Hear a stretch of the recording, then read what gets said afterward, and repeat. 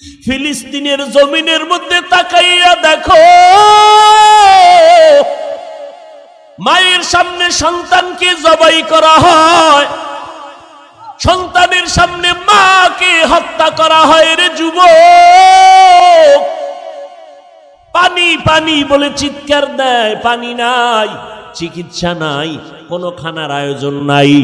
বাতি নিবাইয়া তাদের উপরে জালেমের গোষ্ঠী হামলা করে, ওয়াকাতরে জীবন বিলায়া দেয়। এক বাবায় শুকর আদায় করে কয়, হাসে আর শুকর আদায় করে। একজনে প্রশ্ন করলো সাংবাদিক, এই ফিলিস্তিনের মুসলমান, তুমি হাসো কেন বিপদের সময়? কয় আমার কপাল ভালো। কয় কেন? কয় আমার কয়েকটা সন্তান শহীদ হয়ে গেছি, জান্নাতে চলে গেছি, আমিও আশায় আছি শাহাদাতের দরজা দিয়া বিনা হিসাবে জান্নাতে যাব। এরে নবীর উম্মতের দল, তুমি যদি নেতার জন্য জীবন দিতে পারো, তুমি যদি দলের জন্য জীবন দিতে পারো, যারা আমার মাওলার আশিক, যারা আমার মদিনাওয়ালা নবীর আশিক, ওরা কেন নবীর জন্য জীবন দিবে না? ওরা কেন দ্বীনের জন্য জীবন দিবে না? মুসলমান অন্যের বিপদ দেইখা হাসবা না রে বাবা, বরং যদি মুসলমান হইয়া কবরে যেতে চাও, কাফনের কাপড়টা তাড়াতাড়ি কিনিয়া হাতের মধ্যে রেডি রাখো। ডাক আসতে দেরি, ময়দানে নামতে যেন দেরি না হয়। রাজি আছো? ভাইরা আমার, এরে নবীর উম্মতের দল, আর ঘরে বসে থাকার সময় নাই। কারণ এমন একটা সময় দুনিয়ার জমিনে আমরা বিচরণ করতেছি, যেই সময় মা বাবা তার আপন মাইয়াকে ঢাকার হোটেলে ঢুকায় কয়, আজকের জন্য তুমি আমার স্ত্রী। জোরে কও মিয়া, কি ইন্ডিয়ার খবর? এমন একটা যুগে আমরা বসবাস করতেছি, ভাই বোনের কোনো নিরাপত্তা নাই, আপনজন কোনো নিরাপত্তা নাই। ভাই বোনকে জবাই করে, বোন ভাইকে জবাই করে, মা বাবাকে সন্তান জবাই করে, সন্তানকে মা বাবা জবাই করে। এই তো দুনিয়ার মধ্যে চলে আসছি। এখন কোন দিন মরা হবে বলা যায় না, গ্যারান্টি নাই। অতএব তৈরি হয়ে যাও, জান্নাতের পথে আগাইতে থাকো, শাহাদাতের তামান্না করে সামনে আগাও। আল্লাহর মোহাব্বত নিয়ে চলবো। সম্মানের মালিক আমার আল্লাহ, রিজিকের মালিক আমার আল্লাহ, ইজ্জতের মালিক আমার আল্লাহ, হায়াতের মালিক আমার আল্লাহ, মরণ দেওয়ার মালিক আমার আল্লাহ। এরে নবীর উম্মতের দল, আল্লাহ বলেন সাহায্য চাও আমার কাছে, কারণ আমরা দুর্বল। দুর্বল মানুষ অন্যের সাহায্য ছাড়া চলতে পারবো না, অন্যের সহযোগিতা ছাড়া চলা যাবে না। এখন কার কাছে সাহায্য চাবো? দুনিয়ার এমন একজনের কাছে সাহায্য চাও যার মধ্যে তিনটা দুর্বলতা নাই। এক নম্বরে যার অভাব নাই, তার কাছে চাইলে পাবা। যার অভাব আছে, সে নিজের পেট ভরতে পারে না, তোমারটা কোনোদিন ভরতে পারবে না। তার নিজের চোখের ক্ষুধা নিবারণ হয় না, তোমার ক্ষুধা নিবারণ করবে কিভাবে? মাইকে দাঁড়াইয়া চমৎকার বক্তব্য দেয়, কেউ খাবে কেউ খাবে না, তা হবে না তা হবে না। অথচ ওই সদরঘাট তাকায়া দেখো, কত মানুষ না খাইয়া অকাতরে জীবন যাপন করতেছি। মানুষ ময়লা খাইয়া জীবন যাপন করে, মানুষ ফালাইয়া দেওয়া খানা খাইয়া জীবন যাপন করে। এরে নবীর উম্মতের দল, একমাত্র কারণ আল্লাহর মোহাব্বতের অভাব। এরে নবীর উম্মত, আল্লাহ পাক রব্বুল আলামিন বলেন তুমি বড় দুর্বল, সাহায্য এমন একজন থেকে নাও যার মধ্যে কোনো অভাব নাই। দুই নাম্বার, যার মধ্যে কোনো স্বার্থ নাই। দুনিয়াতে খুঁজা দেখবা ও আল্লাহর বান্দারা, এমন একজন মানুষ পাওয়া যাবে নি যার কোনো অভাব নাই। বলেন বলেন, আছে কেউ? বরং যে যত বড় টাকাওয়ালা তার অভাব তত বেশি, ঠিক নেই? গরিবের অভাব 100 টাকায় কমপ্লিট, বড় লোকের অভাব হলে লাখ টাকায় কোটি টাকায় সমাধান হয় না। ও ভাইজান, বড় লোক বড় অভাবী, বড় লোক বড় অভাবী। গরিব রাস্তা দিয়া চলতেছি, রিক্সায় চলে, হঠাৎ রিক্সা নষ্ট, হেঁটে হেঁটে চলে যাবে, জামায় ময়লা লাগছে, নিজেরটা নিজে ধুইয়া নিল। বড় লোক হাঁটতেও পারে না, নিজের জামা ধুইতেও পারে না, খানার প্লেটটাও কাজের লোকের ধুইয়া দিতে হয়, বাথরুমটা কাজের লোকে পরিষ্কার করে দিতে হয়। আমি এভাবে বলি, সব গরিবেরা যদি বড় লোকের কাজ বন্ধ করে দেয়, বড় লোক অল্প দিনের মধ্যে পঙ্গু হয়ে যাবে। তাহলে অভাব ছাড়া কোনো মানুষ, পিসাব বুঝি অভাব নাই কি? আমার জানা মতে ফিরে গো অভাব বেশি, মুরিদেরটা খাইয়া বিশাল বড় ফ্যাট মোবারক, ঠিক নি? মুরিদেরটা খাইয়া অট্টালিকা বানায়, রাজপ্রাসাদ বানায়। এরে নবীর উম্মত, এক কথায় দুনিয়াতে এমন একজন মানুষ নাই যার কোনো অভাব নাই। 2 নাম্বার, এমন একজন মানুষ দেখো যার মধ্যে কোনো স্বার্থ নাই। দেখেন তো আসেনি? স্বার্থহীন কেউ আছে? এই যার কথায় তুমি দাড়ি কামাও, যার পাল্লায় ভুইরা নামাজ বাদ দিছো, তোমার কেমন বন্ধু জানো? স্বার্থে আঘাত লাগবে, মোবাইল বন্ধ, কি ঠিক নি? এই নি তোমার বন্ধু, তোমার জন্য কলিজা দিয়া দেয়, স্বার্থে আঘাত লাগলে মোবাইল শেষ, আর তারে বাড়ি চালান দিয়াও ভাবা যায় না। মোবাইল বন্ধ, ঘরে বইয়া কয় আমি ঘরে নাই, দুনিয়াই নেই, অন্য জগৎ হয়ে গেছি। এই হলো দুনিয়ার বন্ধু, স্বার্থপর, অভাবী। যার অভাব নাই, টোটাল স্বার্থ নাই, একজন, তিনি হলেন কে? আরো জোরে বলেন, ইয়া আইয়ুহান নাস আনতুমুল ফুকারাউ ইলাল্লাহ ওয়াল্লাহু হুয়াল গানিয়্যুল হামিদ।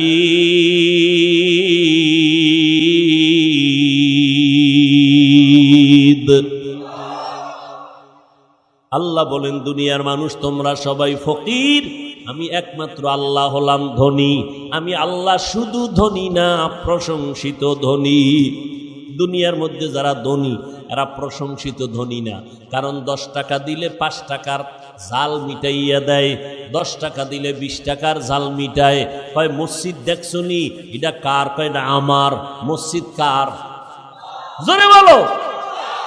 দুনিয়ার সব বিলাইয়া যদি মসজিদ বানায়, নিজের দাবি করার কোনো অধিকার নাই। অথচ দান কইরা কয় এটা আমার টাকায় হয়েছে, আমারটাই হয়েছে, অমুক লোকের আমি না দিলে না খাইয়া মরে যাইতো। না বাবা, বাঁচাইয়া রাখার মালিক আল্লাহ। কেউ বাঁচাইয়া রাখার ক্ষমতা মানুষের হাতে নাই। ইজ্জতের মালিক আমার আল্লাহ, ইজ্জত দেওয়ার মালিক দুনিয়ার কারো হাতে আল্লাহ দেন নাই। আল্লাহ পাক বলেন, রে গোলাম, তুমি বড় দুর্বল, সাহায্য চাও, না হয় তুমি চলতে পারবা না।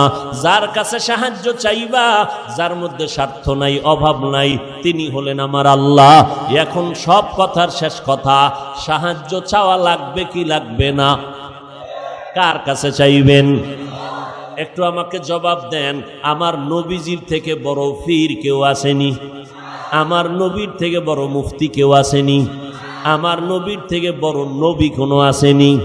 এবার আমাকে বলেন, ওই নবীজি কোনো কিছুর প্রয়োজন হলে কার কাছে চাইতেন?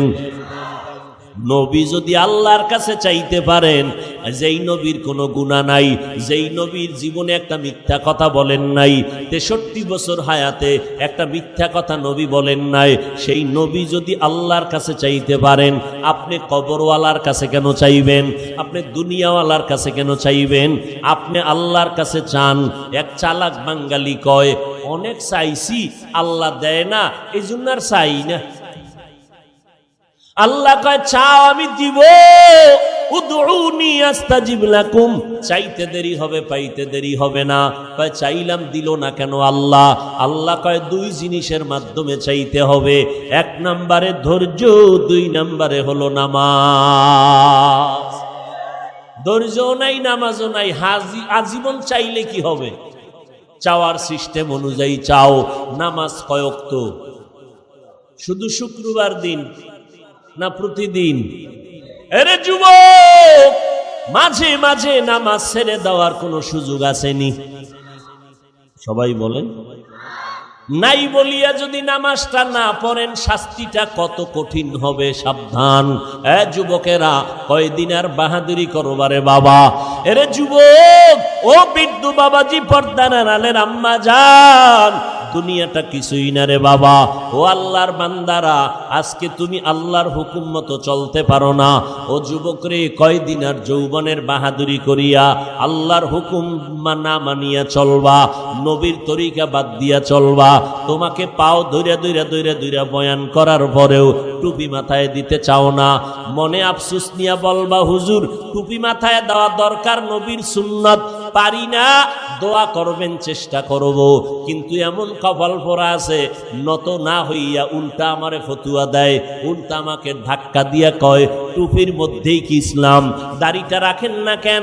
আমাকে নরম না হইয়া, দোয়া না চাইয়া উল্টা আমারে ধাক্কা দিয়া কয় দাড়ির মধ্যেই কি ইসলাম?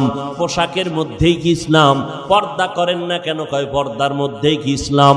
ও ভাইজানেরা, আল্লাহর রাস্তায় বেয়াদবি মাফ করবেন, আল্লাহর জন্যই বলছি। টুপির মধ্যে ইসলাম নাই, পোশাকে নাই, পর্দায় নাই, হালালে নাই, ইসলাম গেল কই? চাপাবাজির মধ্যে না?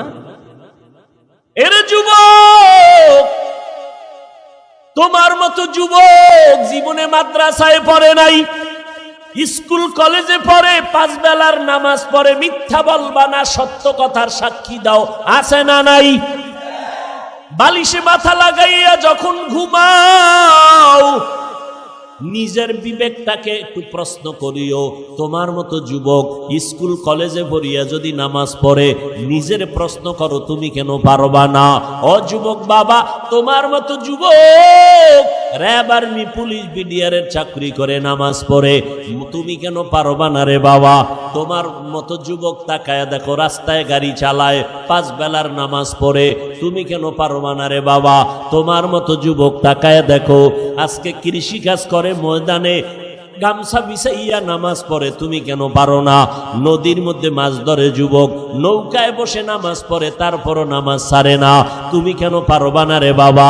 ও বৃদ্ধ বাবাজি, আপনার মতো বুড়া মানুষ হাঁটতে পারে না, লাঠি লইয়া, এরপরে টোকাইয়া টোকাইয়া মসজিদে গিয়া 5 ওয়াক্ত নামাজ পড়ে নাই? বুড়া মিয়া, আপনি কেন পারেন না? ও পর্দার আড়ালের আম্মা জান, আপনাদের এত সম্মান, আল্লাহ পাক আপনাদের এত মর্যাদা দান করেছেন। আপনারা নবীদের মায়ের মতো মা, সাহাবায়ে কেরামের মায়ের মতো মা, আপনারা খাদিজা রাদিয়াল্লাহু আনহার মতো নারী, ফাতেমা রাদিয়াল্লাহু আনহার মতো নারী, আয়েশা রাদিয়াল্লাহু আনহার মতো নারী, মারিয়াম আলাইহাস সালামের মতো নারী, হাজেরা আলাইহাস সালামের মতো নারী, ও আসিয়ার মতো আপনারা নারী। ফেরাউন বেঈমান, এর স্ত্রী আসিয়া। ও আম্মা জান, ভালো করে বুঝেন, ফেরাউন এমন বেঈমান, আল্লাহকে না মাইনা নিজের বড় খোদা দাবি করে, আর তার স্ত্রী আসিয়া আল্লাহর এত পেয়ারা বান্দি। আল্লাহ পাক কিয়ামতের ময়দানে নবীর মাধ্যমে জানায় দিলেন, হাসরের ময়দানে সব মানুষ উলঙ্গ দাঁড়াবে, কারো শরীরে কোনো পোশাক থাকবে না, সূর্য মাথার উপরে চলে আসবে, জাহান্নামের আওয়াজ, আগুনের গরম। এমন মুসিবতের সময় সমস্ত নবীরা পর্যন্ত কান্না করবেন।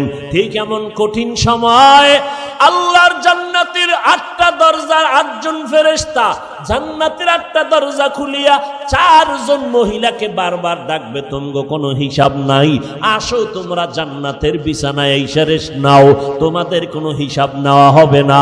4 জন মহিলা নারীকে জান্নাতের 8টা দরওয়াজার দারোয়ানরা ডাকবে।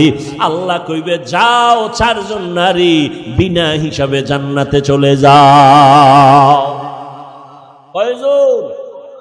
এরে আম্মা জানেরা, ওই 4 জনের মধ্যে একজন ফেরাউনের বিবি আসিয়া বিনা হিসাবে জান্নাতে চলে যাবে। এরে আম্মা জান, এই দুনিয়াতে আপনাদের এত সম্মান কেন জানেননি? আপনাদের মাধ্যমে, আপনাদের কষ্ট আর প্রচেষ্টার মাধ্যমে দুনিয়াতে ভালো ভালো সন্তান আসছে। এসপি সাহেবের ব্যবহার ভালো, ওসি সাহেবের ব্যবহার ভালো, চেয়ারম্যান সাহেবের ব্যবহার ভালো, মেম্বার সাহেবের ব্যবহার ভালো। খোদার কসম, এই ভালো তার ব্যক্তিগত বাহাদুরি না, সব ভালোর পেছনে হলো মায়ের অবদান। মা ভালো এই জন্য এসপি সাহেবের ব্যবহার ভালো, মায়ের আদর্শ ভালো এই জন্য ডাক্তার সন্তানটার আদর্শ ভালো, মায়ের আদর্শ ভালো এই জন্য ইঞ্জিনিয়ারিং পড়িয়েও ছেলেটার ব্যবহার ভালো। মানুষ দোয়া করে, আলেমদের সাথে বেয়াদবি করে না, মুরব্বীদের সাথে বেয়াদবি করে না, সবার সাথে সালাম দিয়া কথা কয়, চোখ উল্টাইয়া কথা বলে না, মাথা নত করে কথা বলে। আলেমরাও দোয়া করে ইঞ্জিনিয়ার ছেলেটার জন্য, আল্লাহ ছেলেটার সম্মান বাড়ায় দাও, ওর মা বাবাকে মাফ করে দাও। ডাক্তার ছেলেটার ব্যবহারে আলেমরা দোয়া করে, মুরব্বীরা দোয়া করে, আল্লাহ এই ছেলেটার ব্যবহার এত সুন্দর, তুমি ডাক্তারের মধ্যে আরো আজমত বাড়ায় দাও, সম্মান বাড়ায় দাও। আল্লাহ তুমি রিজিকে বরকত দাও, এর মা বাবাকে তুমি মাফ করে দাও। এরে আম্মা জান, সন্তান আল্লাহ দান করেছেন, ওই সন্তানটাকে ডাক্তার বানাবেন আলহামদুলিল্লাহ, ইঞ্জিনিয়ার বানাবেন আলহামদুলিল্লাহ, তবে বেয়াদব বানাবেন না। আপনার সন্তানের ব্যবহারে যেন আলেমরা কষ্ট না পায়, আপনার সন্তানের আচরণে যেন এলাকার মুরব্বীরা কষ্ট না পায়, আপনার সন্তানের ব্যবহারে বন্ধু বান্ধবেরা যেন কষ্ট না পায়। এরে আম্মা জান, সন্তানটারে আদর্শওয়ালা ডাক্তার বানাইয়েন, সন্তানটাকে আদর্শওয়ালা ইঞ্জিনিয়ার বানাইয়েন। আর দুনিয়াতে শ্রেষ্ঠ আদর্শই হলো রহমাতুল লিল আলামিনের আদর্শ, মদিনার নবীর আদর্শ। ওলামায়ে কেরামের দোয়া নিবেন। ও যুবক, ওই মা বাবার দোয়া ছাড়া তুমি সামনে আগাইতে পারবা না। ওই মা বাবার চোখের পানির কারণে আজকে এই চেয়ারে বসছি, ওই মা বাবার দোয়া আর চোখের পানিতে তুমি পরীক্ষায় ভালো নাম্বার পেয়েছো। ওই মা বাবার চোখের পানি আর দোয়ার কারণে আজকে তুমি টাকার মালিক, বাড়ি গাড়ির মালিক হয়েছো। ওই মা বাবার সাথে বেয়াদবি করলে কপাল পুড়িয়া যাবে। ও যুবকেরা, ওই মা বাবার দোয়া নিয়ে সামনে আগাও। সারা রাত বয়ান শুনলে কি লাভ হবে যদি নামাজটা ঠিক মতো পড়তে না পারো? এখন থেকে তওবা করে নাও, মনটারে বুঝাও রে মন। স্কুল কলেজে পড়িয়া ব্যবসা করিয়া যদি আমার মতো যুবক নামাজ পড়ে, আমি কেন পারবো না? আজকে থেকেই তওবা করে নিলাম। দুনিয়াতে তো শয়তানের ধোকায় পড়ে কম অন্যায় করি নাই। আজকে থেকে আর গুনার কাছে যাব না, নামাজ ছাড়বো না, বেপরদায় চলবো না, মা বাবাকে কষ্ট দিব না, ওলামায়ে কেরামের বিরোধিতা করব না, দেশের বিরুদ্ধে জাতির বিরুদ্ধে ষড়যন্ত্র করব না, মা বাবার দোয়া নিয়া নবীজির তরিকা মতে চলবো। তবে সবার কপালে তওবা নসিব হবে না। 13টা বছর আমার নবীকে দেখলো, বয়ান শুনলো, তারপরও কালেমা পড়লো না কে? আবু জাহাল আর ওমরের মতো বান্দা নবীর কল্লা কাটতে এসে কালেমা পড়ে মুসলমান হয়ে গেল। জমিনে ওমরও নাই, আবু জাহালও নাই, কিন্তু তার পাথরওয়ালা অন্তরের কিছু মানুষ আছে। হাজারো বয়ানে তাদের দিলটা নরম হবে না, চোখে পানি আসবে না, কান্না আসবে না, তওবাও করবে না, বরং বাইরে গিয়া বয়ানের পরে সমালোচনা করিয়া গুনার পাল্লাটা ভারী করবে। আর একদল আল্লাহর গোলাম ওমরের মতো মেজাজ আর গুনাহ নিয়ে প্যান্ডেলে ঢুকার পর হঠাৎ যখন কবরের আযাবের কথা স্মরণ হবে, গুনাহের কথা মনে পড়বে, মাথাটা নত কইরা একা একা চিন্তা করবে, জীবনে করলাম কি? কোনো মানুষের উপকার করতে পারলাম না। আমার চোখের সামনে আমার এই হাতের অন্যায়ের কারণে কত মানুষের কাঁদাইলাম, চোখের চাহনি দিয়ে কত মানুষের ক্ষতি করলাম, জবানের কথা দিয়ে কত মানুষের অন্তরে আঘাত দিলাম। আসলে আমি তো একটা মানুষ হিসাবেই নাই। এখন থেকেই তৈরি হয়ে যাই, অন্তরটা আস্তে আস্তে নরম হবে, এক পর্যায়ে দিলটা নরম হবে, কান্না শুরু হয়ে যাবে, বলবে মা একটু মাথায় হাত দিয়া দোয়া করে দাও। আজকে ময়দানে তওবা করেছি, আর নামাজ ছাড়ব না, মা বাবাকে কষ্ট দিব না, ওলামায়ে কেরামের বিরোধিতা করব না, দেশের বিরুদ্ধে জাতির বিরুদ্ধে ষড়যন্ত্র করব না। আল্লাহর বান্দা তওবা করিয়া নামাজি হয়ে যাবে, আর দাড়ি কাটবে না, নামাজ ছাড়বে না। ও এলাকার মুসলমান মা বোনেরা, যুবকেরা, ছাত্র ভাইরা, পর্দার আড়ালের মা, বৃদ্ধ বাবাজি, আল্লাহর কাছে তওবার জন্য রেডি হয়ে যান। মনে মনে আল্লাহকে ডাকেন আর বলেন, আল্লাহ আমার গুনার খবর আমার মা জানে না, ভাই জানে না, বোনেরা জানে না, কেউ জানে না।